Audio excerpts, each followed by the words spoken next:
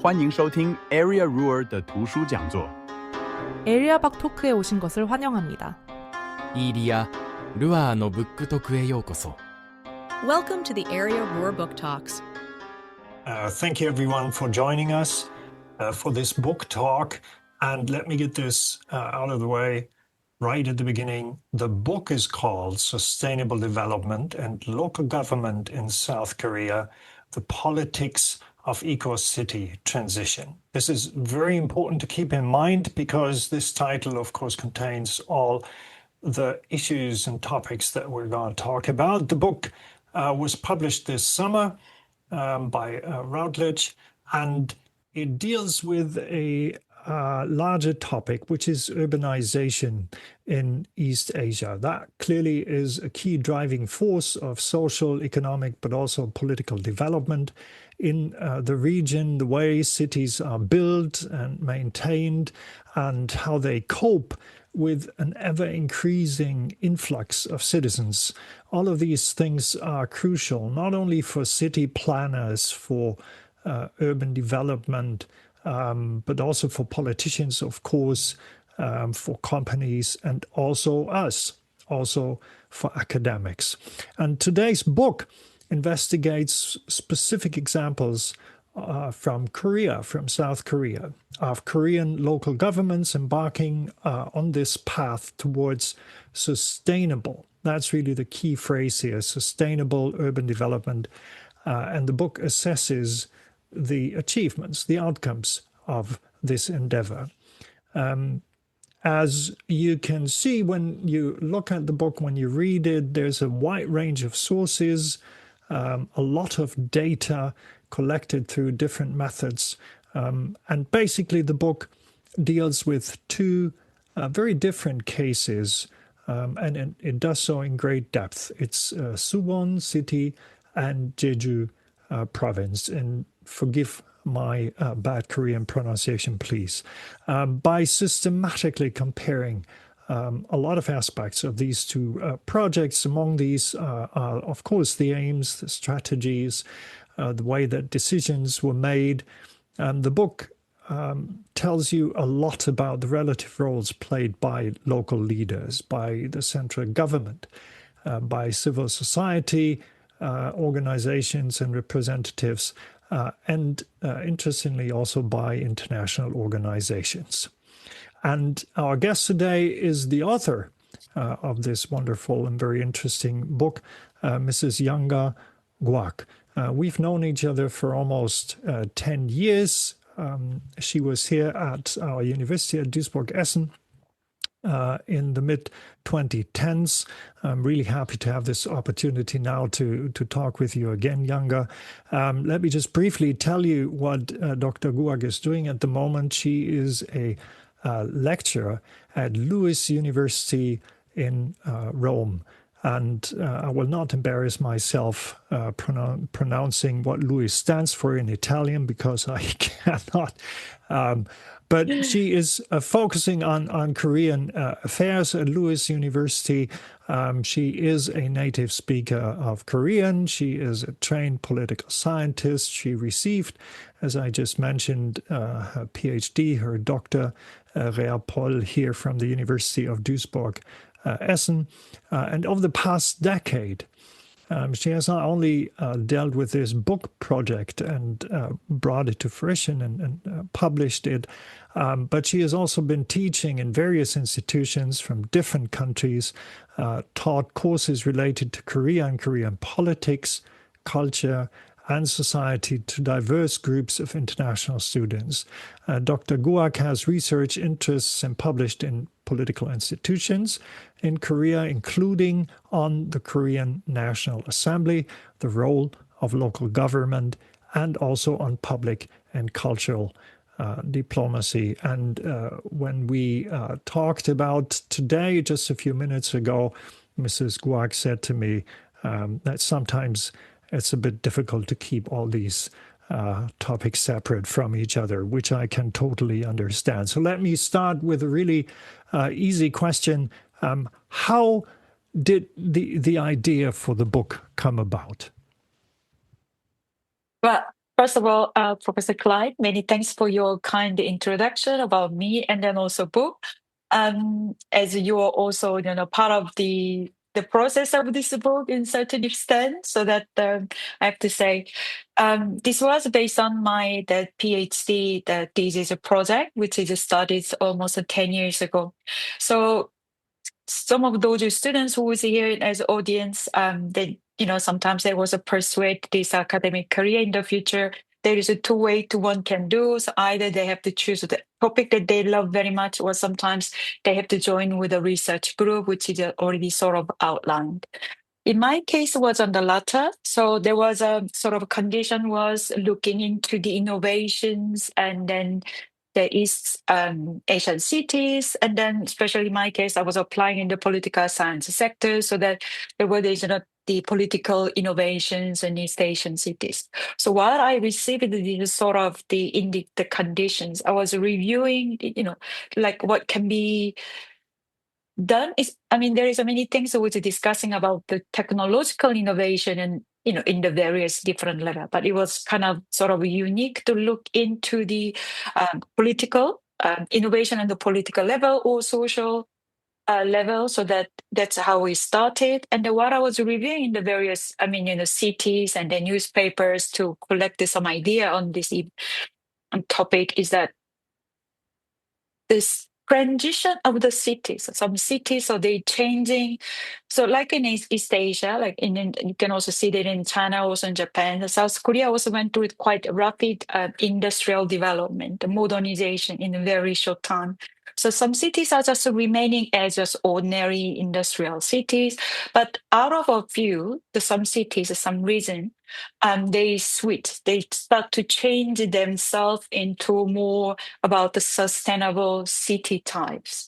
So that's how I catch. So the reason is that why some are not, but some start to change the city's identities, for example.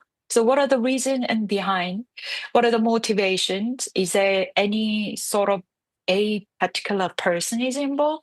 So it's quite interesting to see that this transition of the local government, and then that's sort of the starting of the research project. So I thought that also well matching what the research themes about. So that I was quite glad to getting into the program and then start my own research on the topics. I still remember that we had a lot of conversations, not just the two of us, but also with other PhD candidates back then in the Advanced School of East Asian Studies, that it was called, the PhD program, when we talked about what political innovations are, how we could somehow get a hold of this idea, the concept, maybe even have a definition of it. And the eco-city idea, smart city, intelligent city, there are many terms that you could use. They are clearly one example where you can try to see if that really is a political innovation. So coming from that angle, from this PhD program, did that predetermine in a way your approach to this topic? I mean, so that is how it started. But the first obstacle actually appeared as soon after what only had a discussion is that um, depends on the different states. Some states give more the autonomy to the local government. That they make a decision to something. They have a sort of different the range of the decision making process. And some countries may more having autonomy on that and the local level. But in my case, I think there's also discussion to be, and especially in East Asia, like we see China, or we also see Japan, also in South Korea, where we have a very strong central government. So it was quite, in a sense, difficult to see the political innovation on the city level. But it's more so that, and then later, after all this discussion, we sort of expanded. It's like political, innovation, but it's more like about the social innovations. Also look for the policy innovations, and then also government innovations. So try to sort of expand it more on the research area, and then to see, whether it can actually fitting in, to fulfill sort of academic criteria, and then also continue with the research. So in a sense that it's quite interesting to see it. And then, of course, later have to embed it in the different, various different theories to see whether which can fitting into the best to explain, and then such changes, etc.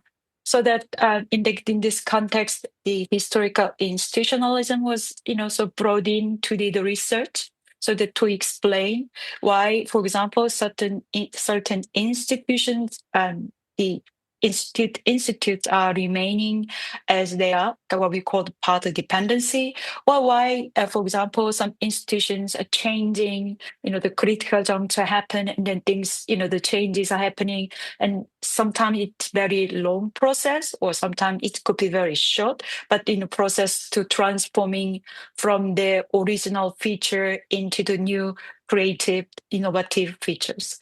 So that's how the carry on the research on these topics. The historical institutionalism, I think, was a very good choice for a theoretical concept to understand what had happened. And you already mentioned that there are a lot of different actors involved in the decision making, and I think we all know examples of smaller projects, not dealing with a complete city, but with single buildings, for example, where there are a lot of people involved, a lot of interests and parties, and things go wrong. Things tend to go wrong. So I was wondering, when you were doing your data collection, your field research, you did interviews. Were there any moments that you still have in mind where things were surprising you, turned out to be completely different from what you actually thought, or really, if there are any anecdotes where people surprised you because they came up with a completely different explanations from what you expected, could you share some of those moments with us?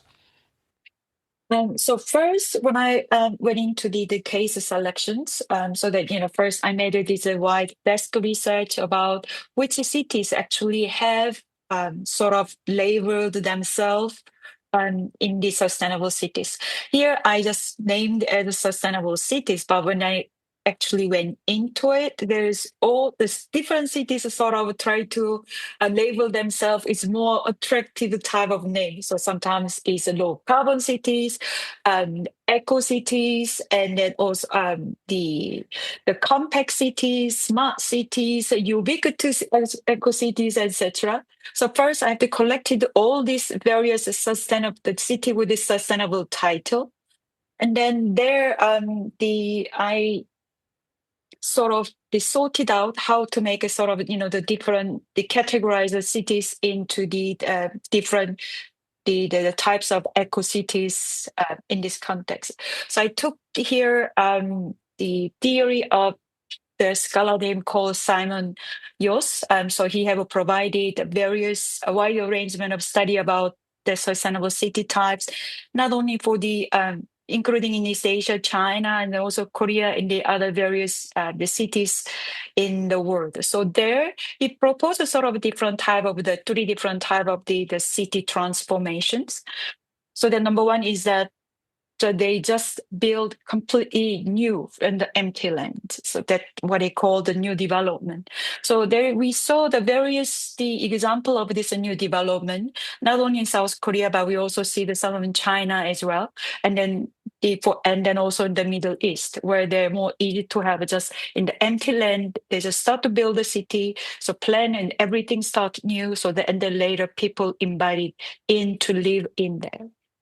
And then the second type of city, what I observed is that what they call the development of the urban area, which means that city is already being developed so that they cannot put any new buildings and such in the city center. So they find some empty the area and the sort of outskirts of the city, and then start adding sort of this sustainable living quarters, and then or sustainable the ecological, the industrial complex, etc. So that was under the second one. And then the third one, what the scholar yours call is a retrofit. It's really what happened in the city. It has to be changed, transform themselves. So and then I separated all these more than 30 cities in these categories. That's also discussed in the book and in the chapter 3.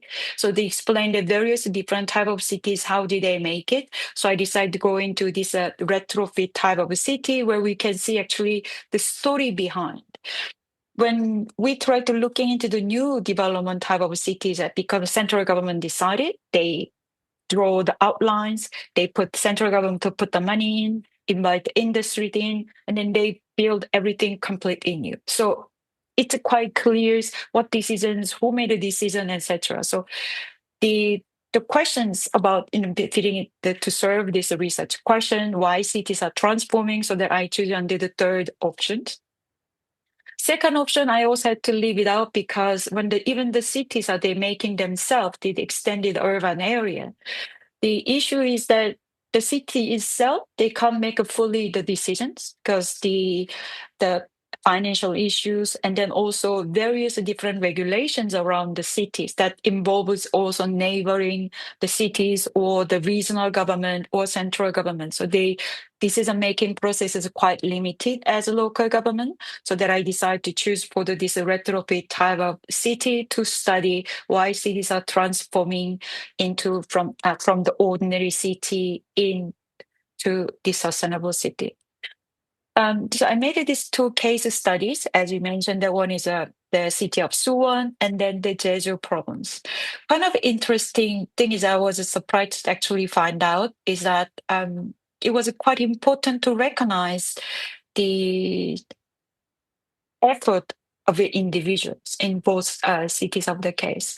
So that's the one thing I have learned. And then the other thing is that this city transformation process, it takes a really long time. It's not because policy, of course, some policies are quickly, decisions are made quite quickly and then implemented in the local level or central level. But especially this city transformation really takes a long time because there is already the residents are there. There is a different the interest group representing, quite different towns of themselves, so that it takes a very long time. But with a particular individual, somebody who really put the effort to change the certain things, and it actually could happen. So that this is also later it turned out to be matching with what the literature have decided. For example, if you go into the study more in details about the critical juncture, to be happen, there is a sort of three the main elements. So one is external influencer or some organizations or from outside which is involved stirring this process.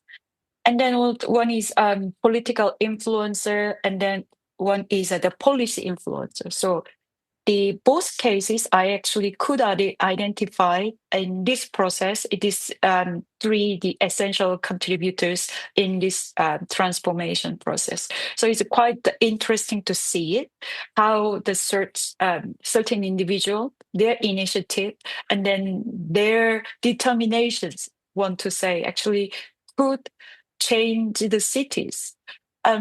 When you go through the chapters, in case of Suwon City, I'm talking about the mayor, the former mayor, Mr. Young, who actually made all this to be happen. And then first, there was some sort of environmental crisis. I wouldn't say the crisis per se, and then really threatening people's life or anything, but it actually became quite important issue in the cities. What happened was that this all the towns, Suwon cities, all the cities, they have more than several hundreds of the histories, 100 years old of the history. So they have a very small water stream in the city center. It's going through in the center. So during this Korean economic development, the pace, when everything is developed quickly, new buildings are coming, new bridges are built, etc. During this process, they decide to cover these water streams, so to make parking lot for the city center. And then, so while they were processing the building, transforming this water stream into the parking lot, because they just want to cover everything on top of the water, so they use it as a parking lot. But it soon turned out to be during this process, they realized that the ecological conditions under the concrete cover was completely dead. And it became really political issue in the cities. So there is a group of NGOs who's collecting the people as they're moving forward and then bring this ecological issue to the residents to be aware of and then, try to put the better conditions. But of course, they also had quite the big the resistance from these business industries, which the people, for example, they want to put the more parking lot. That means that the constructors were involved, and then if it became a parking lot, then local business holders like to have more opportunities to bring more people, etc. So it became a quite big issue in between them. So they couldn't really find any sort of agreement point because the opinions are so different. But then there was this external influencer. In case of Suwon, it was the UN, the World Heritage Office, the bureau, so was involving, the protecting these heritages and then appointing as the heritage list, etc. So they were involved. It's not they were particularly picking up the one side, but they were sort of providing the guidance and principle of the protecting the heritage, so that sort of we now, so that and then that changed the whole the people's mind, and then also it has influenced the local elections by then, and the next one, and then so every local election since then, nearly 10 years. And then it was a main issue from either the candidate A who was against or candidate B who was in favor of. So, and eventually that we really became, the political issue of the cities. But when you think about it, it was not very such huge ecological crisis. It's not like what we face an ecological crisis, all this in the illness in the 1960s. But it actually very interesting to see how such could be the small issue became, it went through the so politicized locally and then give awareness to the local people to get to know about what really happened and then let them take interest about what's happening in the local politics. So people has to go to the vote to support who, whether they want to sort of continue to cover this, the water stream, or there was people, I want the water stream to be back. It's nice to be around and in summer, etc. So it was really became the political issue in the city. And eventually the people with the sustainable development, so sustainable, the protections won so that the city transformed the where they are and today. And by the way, this individual who was there from the beginning, leading the environmental movement, and then 10 years later he actually became a mayor of the Suwon city, and then he was there for 3 terms. That's maximum what the one can do, the head of the local government in South Korea, and then now he's also the members of parliament. So continue, sort of he built also his political career around this.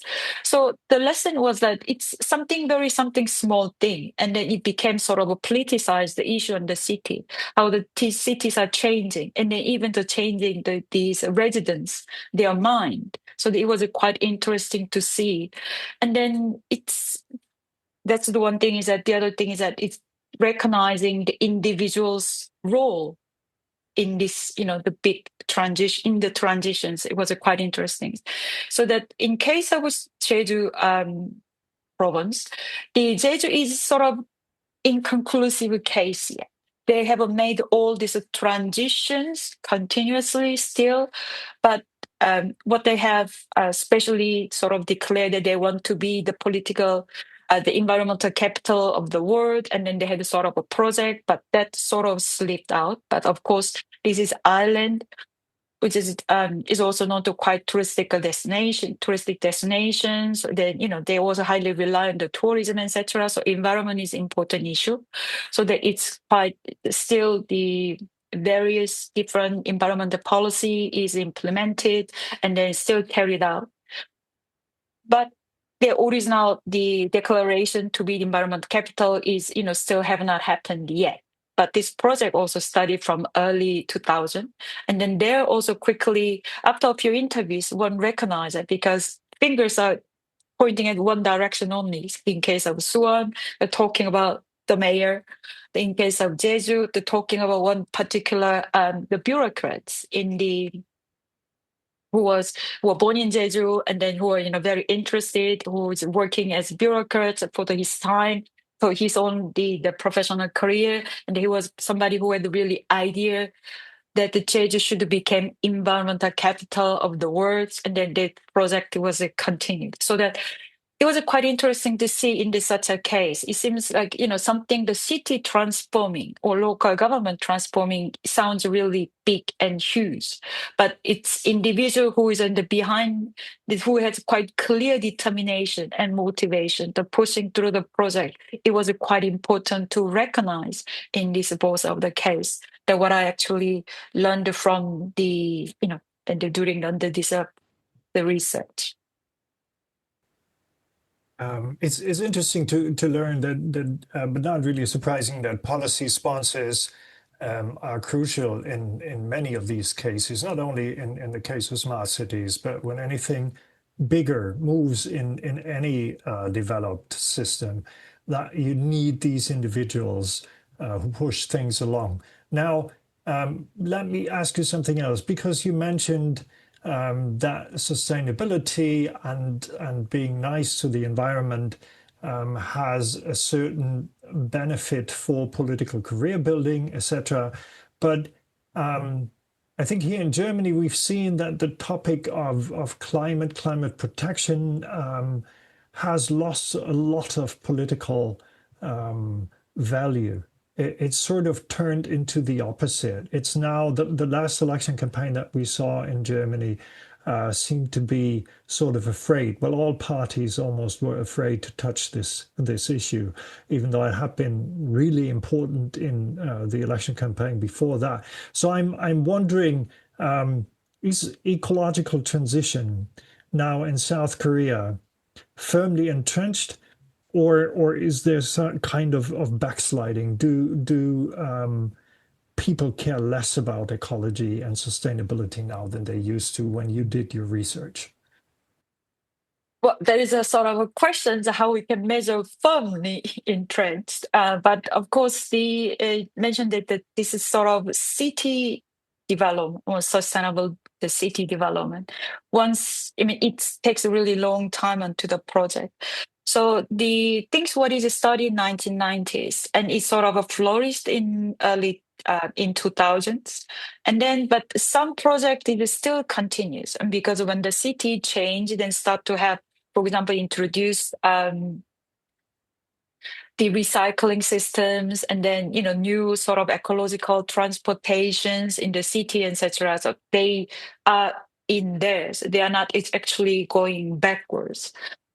So the more issues of whether there is a new project as continues to starting in South Korea, that could be the good questions. Then I would say yes. I mean, still this the ecological, the city development is a quite interesting topic for some of the local government. For example, 2014, the Busan, the one of the biggest harbor city in South Korea, has launched this Busan Eco Delta City. It's they're using sort of the out circuit of the city, more relatively underdeveloped it, and then there was not much industry was there, etc. So there, the city made the extension of the enlarging the city harbor area, but with a sustainable measurement. And then they said they also introduced the new industrial complex in there with the sustainable, the ecological measurement. And then, of course, and then gonna build the residential area in that area, apartment with this ecological, of course, standard, etc. So, in a sense, that this ecological development and city transformation, or this enlarging as building a new cities, seems is, of course, is continuing in the South Korea. But I also have to say that because I'm not the position to making judgment about their technological part, so like to what extent, how sustainable in the city, maybe that I have to leave those judgment for the colleagues and then from more on the technological side.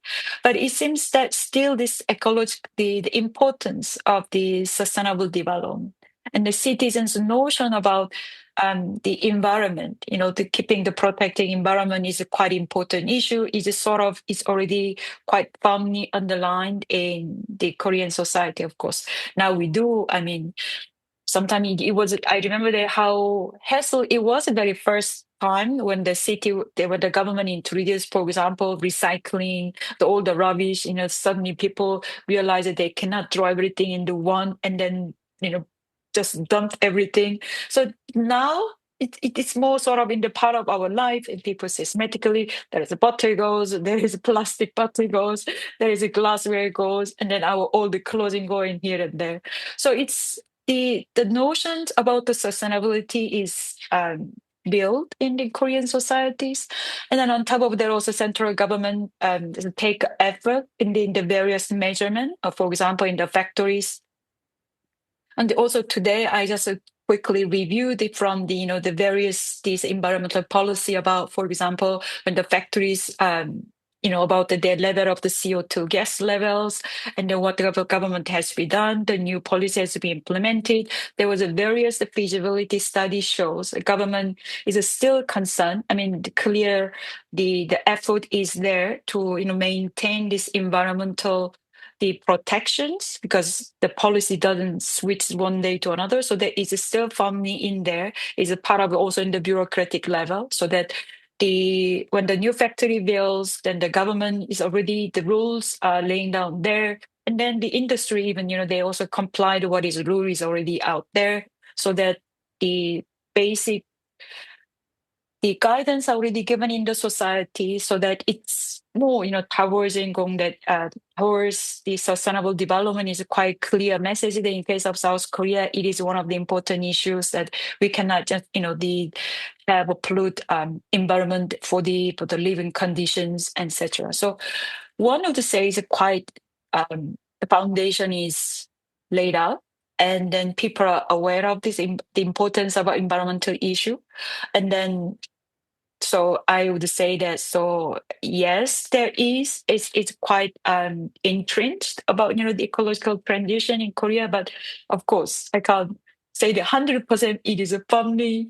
Maybe we have to see more, looking into some more on the research and the implementation part of it. But yes, foundation is lying down there, people are aware of it, and then various project from, for example, the Songdo, this was one of the new development from the Korean government, starting from the early 2000s. Still, they are part of this completion of the building of the new city with the new, for example, the older new measurement about the recycling system, and then the ecological, the transportation systems, and then in all rules and regulations, the foundation is there. So yes, I would say yes.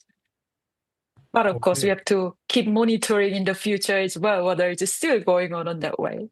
Yeah. And like in every other country, there's probably still room for improvement. So thank you. Before we give our audience the chance to ask some questions, let me ask you one final one.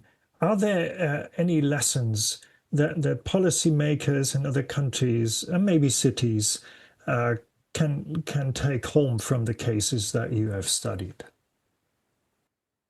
Yes, we know there is a number of things, especially in this sustainable city development, sustainable development, because it really takes very long time. Basically, it takes not only a few, like 1 to 3 to 5 years, but it's decades or the several decades to continue. What we see, for example, in the city development, also in the Middle East and in Asia as well, even South Korea, we Koreans, we say that we build things very totally firmly very fast, but even still in this case, city development takes more than a decade. As I mentioned, the Songdo has not finished yet completely. But it's, of course, 80-90% of the cities are now is there, people are living in there, but still there is a completion is still need some more times. So that the policymakers, especially in this sustainable issue, is that they should realize that it's really physically takes a long time, so that they need to actually make a sort of long-term plan. But I also realize that may not be that easy, especially for example, in the local leaders with the elected by the elections, then they issue that their election terms are coming, so they have to maintain to be, for example, re-elected as a mayor, so they can continue with this project, etc.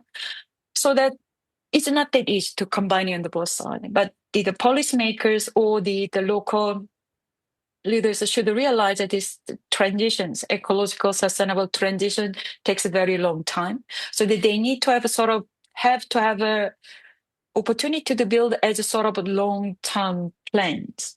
Sometimes this also could clash with the local election cycles. That of course the people may, some opposition may attack that, oh, with new terms, we don't see much of the result yet. Where is the result? But it could be the challenge, especially for the local leaders and have to go through the election.